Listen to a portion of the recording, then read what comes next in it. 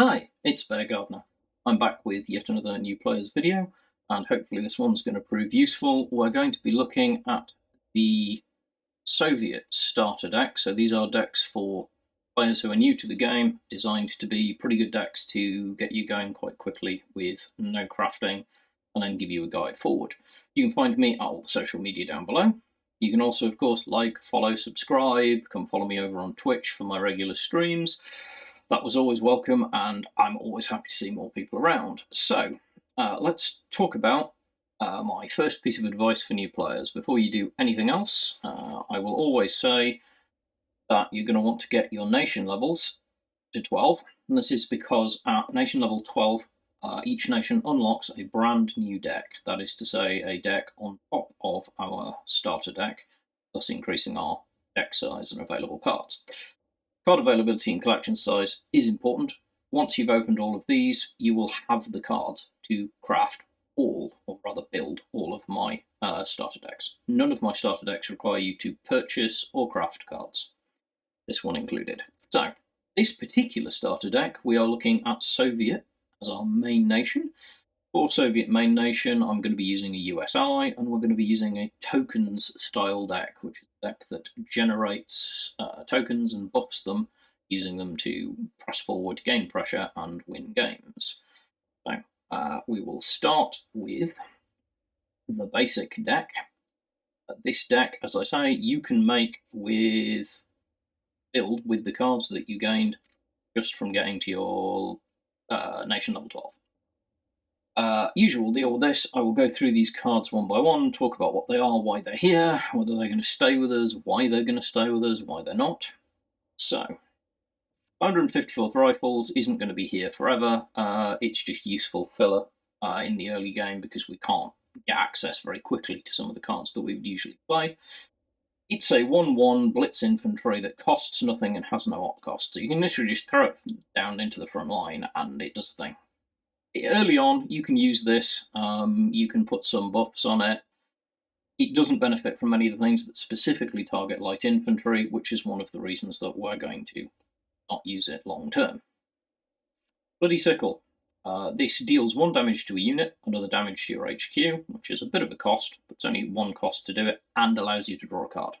Good value. You can do damage to a unit and or remove an awkward unit that's got 1 health left. Card draw is something we want. That is the main reason that we use this. Reserves. 4 card for this deck. Add 2 light infantry to your hand, +1 for each previously played reserves. Maths time. So, the point of this is that the first one generates 2 light infantry. The second one generates 3. That means we've generated 5. The third one generates 4, which means we've generated 9, and the fourth one generates 5, which means we've generated 14 light infantry for 4 cards and 4 cost. The core engine of this deck, we want light infantry, we want them to get into hand, then onto board, and we want to buff them. This card isn't going anywhere, we will be running it the whole length of this.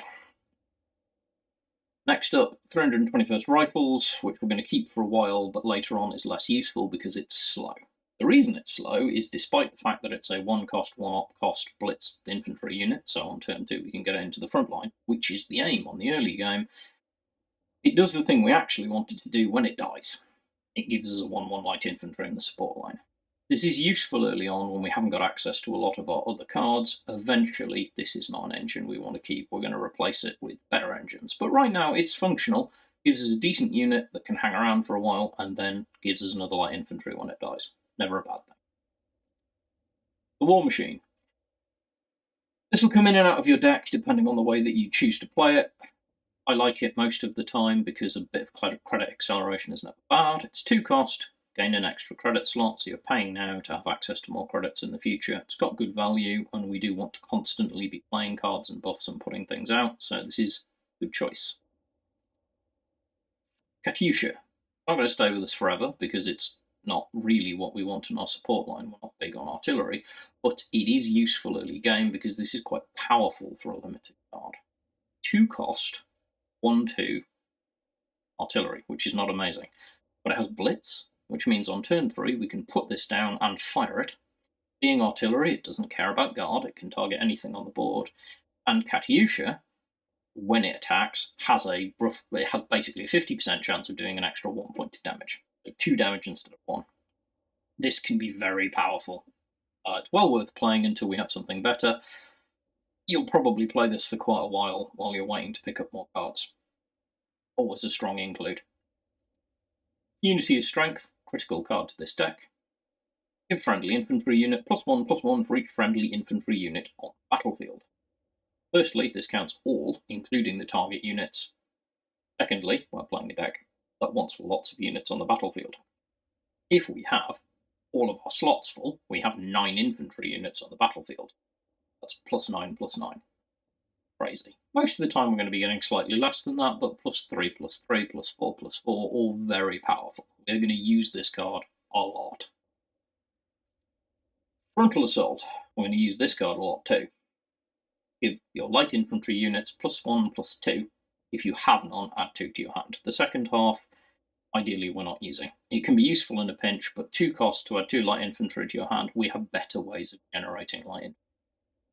The key to this is that it gives us 2 costs to buff all of our light infantry. If we've got 3 light infantry on the board, we are effectively playing +1 to each, so +3 attack, +6 defense for 2 credits. It's amazing. The value on this is something we'll be gaining all the way through our time on this deck. Industrial Might. This is a good draw engine. One of the things, as I said earlier, that we struggle with in this deck is drawing. This can leverage the fact that we're often playing a lot of light infantry on our turn. We have 2 credits left at the end of our turn. This effectively allows us to draw a number of cards equal to the number of light infantry that we have deployed or added. Now, or added is important here, because or added includes ones that we get from cards that pop light infantry magically into existence. They still count for draw on this. So this can be a really strong draw engine. By comparison, there is the core draw card, I suppose, to compare this to is Convoy HX-175, which is a British card. 3 cost to draw 2 cards. This could be 2 cost and draw 2 cards, 2 cost 3 cards, 2 cost 4 cards, and it's the value just grows.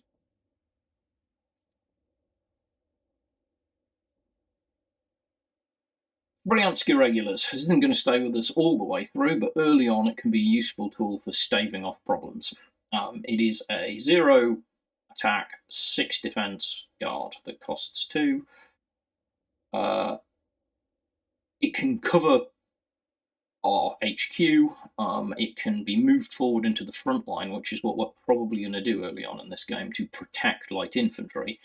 And it has the advantage that at 6 defense, you're often going to have to commit multiple cards to destroy it if you want to destroy it in one turn. And as soon as this is destroyed, it deals 3 damage to each unit that has dealt damage to it this turn.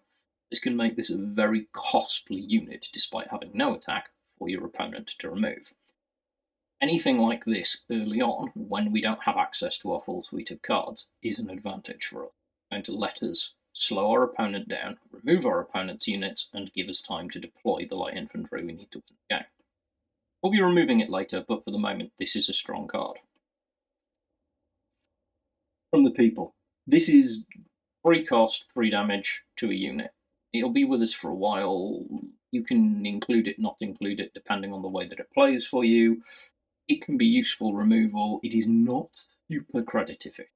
3 cost for 3 damage is not ideal. We'd like to get better value out of it, but we don't have a lot of removal tools at the moment, and this one will do for getting rid of awkward units.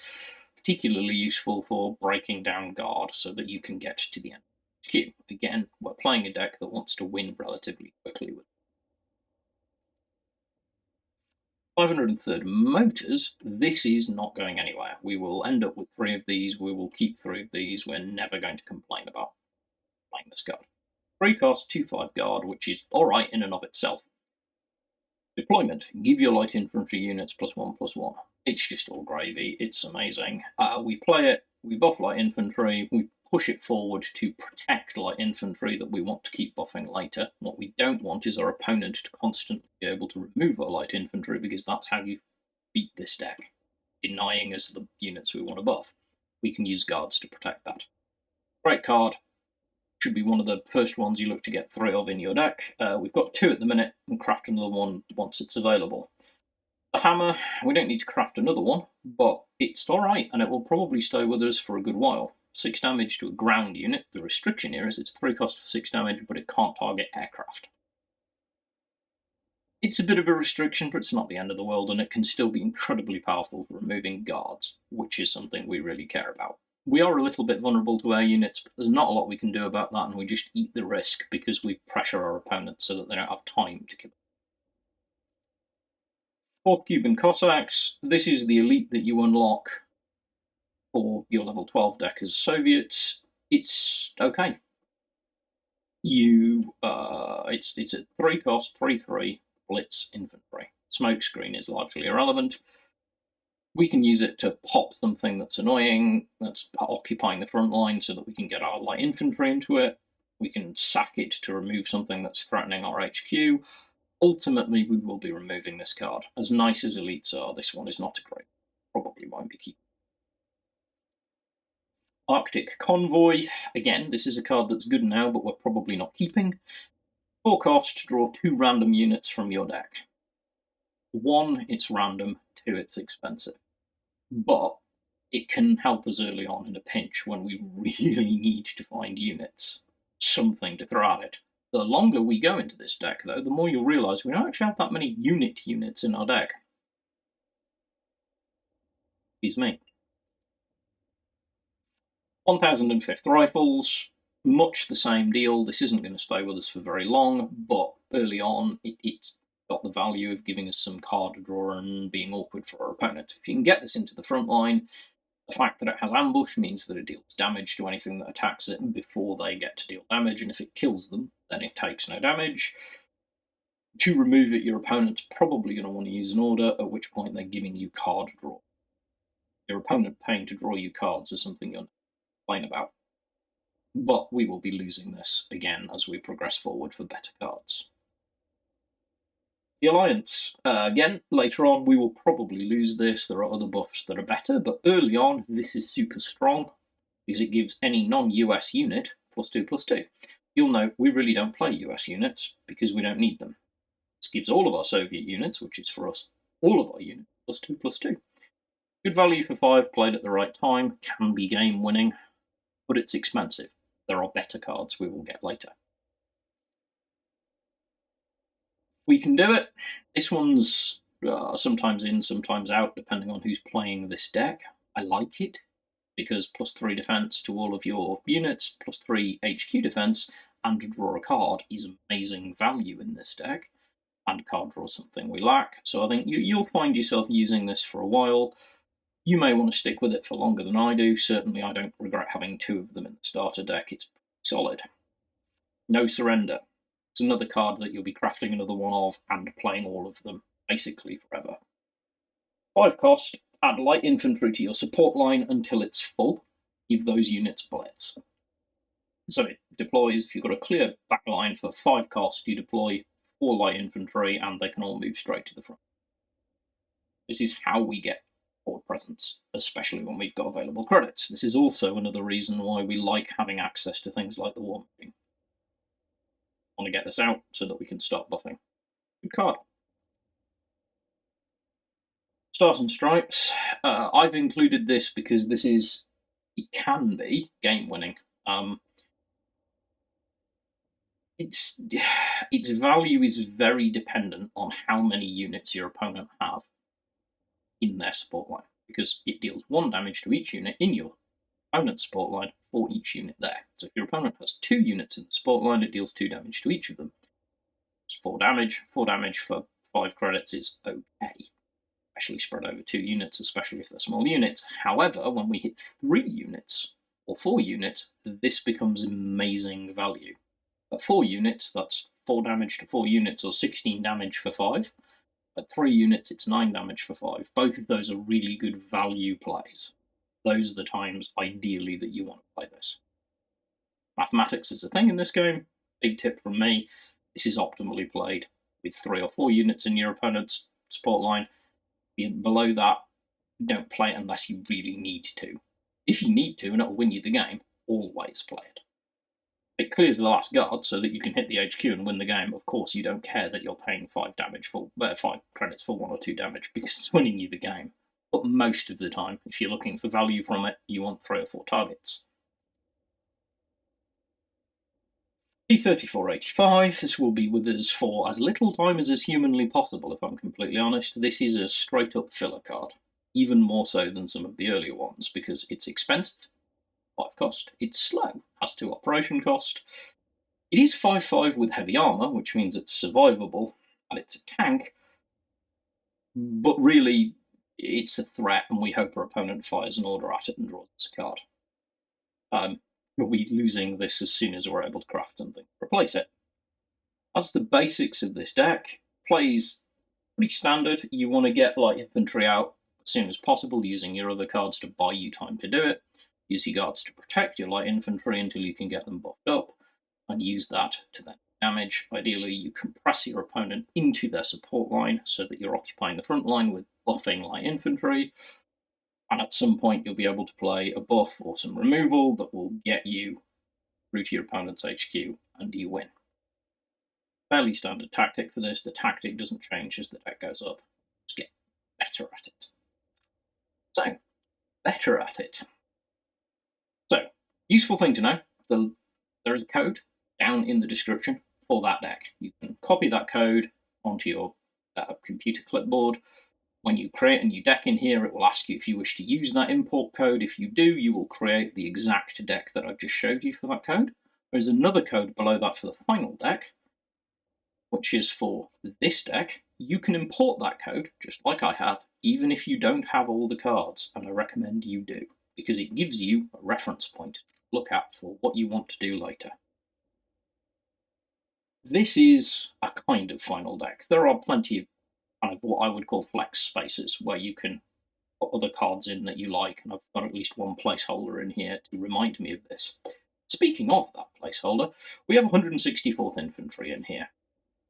This is a Blitz infantry unit that when it dies gives +1 to another unit. It's in the starter deck as well, I believe.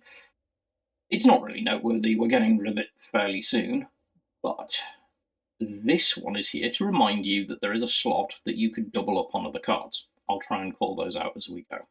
Mostly a reminder to me, because your playstyle may vary. Reserves. This is still doing the job, and as I said, we have a full set of 4 of them, and we're going to want to use them. This is a big engine for us, gets us tokens into hand. Bloody Sickle, we have 2 of these, which is enough to do the job. Gives a little card draw, a little bit of damage. We're never going to complain. I'm going to skip the elites, I'll come back to those at the end. Red Dawn.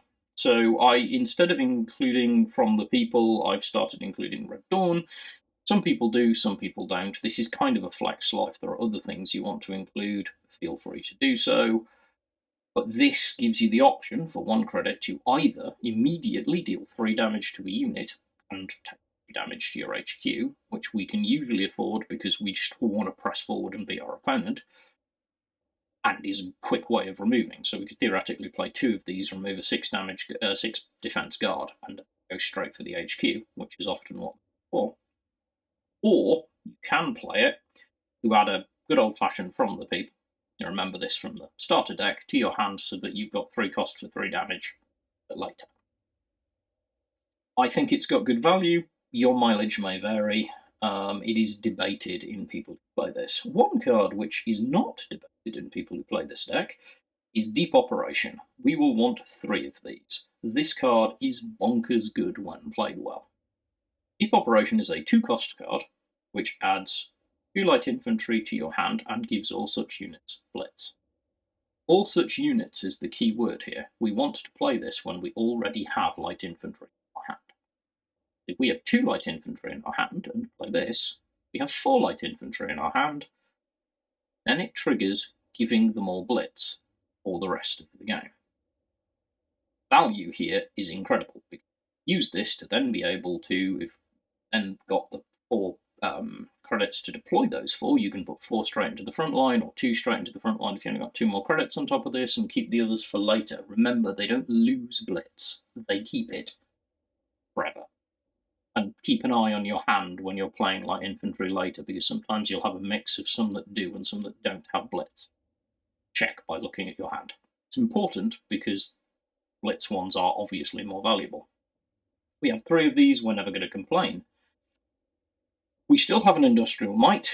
This is, if you have the special to craft it, probably the first thing I would recommend using. Flex slot that I talked about earlier with the 164 to double up on, as it gives you card draw, as discussed before, based on the number of units that you've created or deployed. Always good value. Close combat. This card is the best finisher in this game, in this deck as a straight finisher. For 2 cost, you give all friendly infantry units +3 attack until the end of the turn.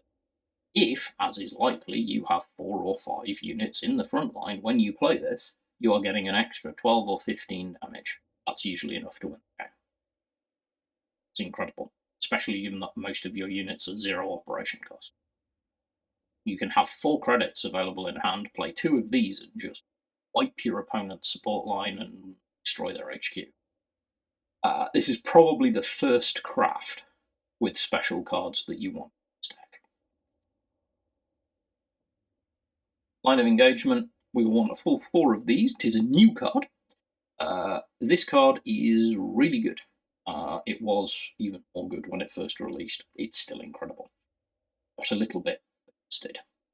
This card is 2 cost, adds 2 light infantry to the battlefield, 1 in the front line if possible. Great value. Honestly, it does. If you're playing it, you're only getting 2 in the support line. It's still good value. It's effectively the equivalent of playing 2 light infantry out of your hand. On the other hand, if you can trigger it, which we ideally want to do on turn 2, and get 1 in the support line, 1 in the front line, this is just a huge moment. This can turn games. This is our perfect turn 2 play. We want 4. We want to see them. Frontal Assault. 4 of them for all the reasons before. This is our core light infantry buff. 2 cost, +1/+2 to all of your light infantry, or add 2 to hand.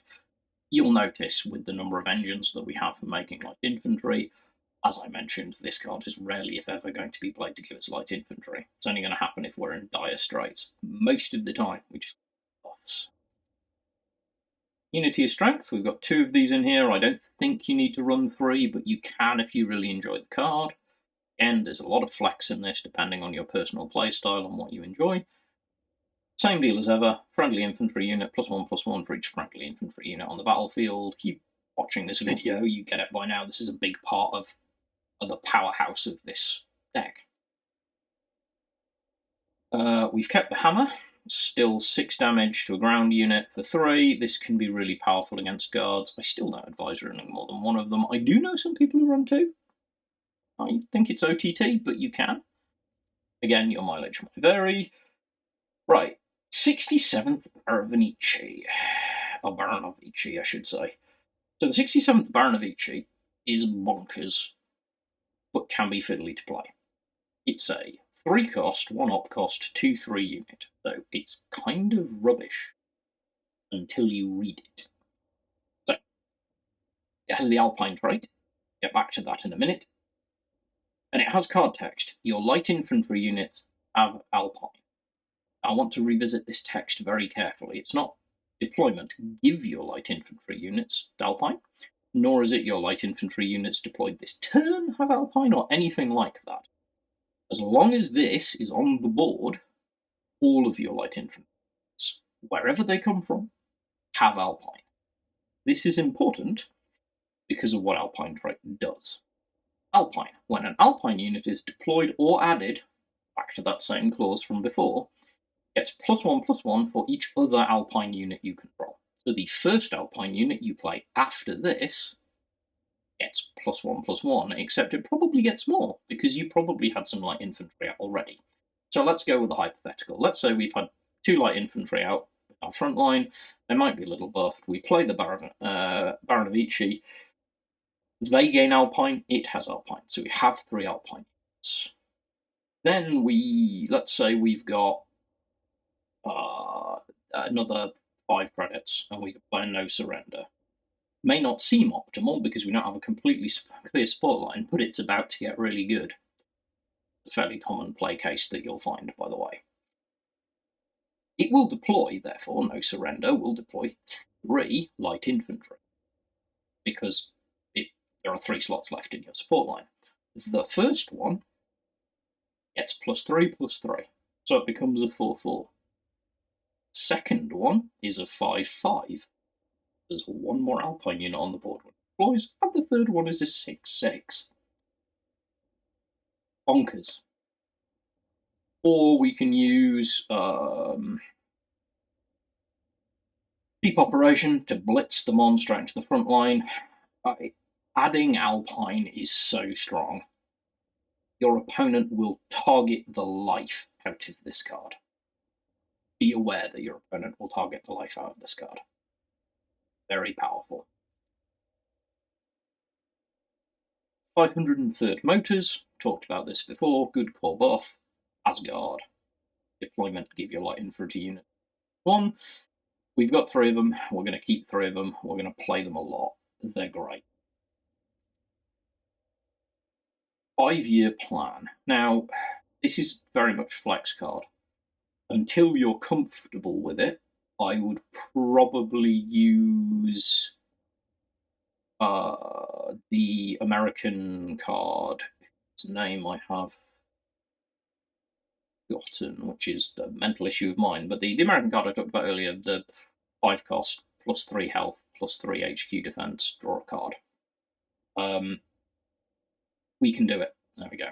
For those who don't know, I have mild brain issues, which is one of the reasons I have memory problems. Usually this card is stronger if played well, because it is 5 cards that you draw.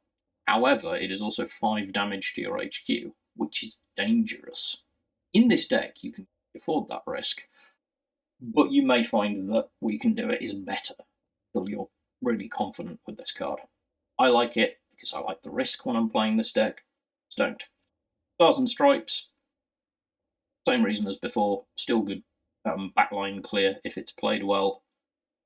Some like it, some don't. I do because I think it can be critical. There are times when I will have this in my hand and I will never play it. But there will be times when I'm playing a game if I don't have this in the deck and I'm going to wish I did. No surrender. Talked about this before. We run 3 of these. 5 cost. Fill your support line with light infantry. It's amazing. Or engine for the deck. Right. Elites. Now, this is an incredibly elite light deck. I would go as far as to say there are no essential elites in this deck at all. No.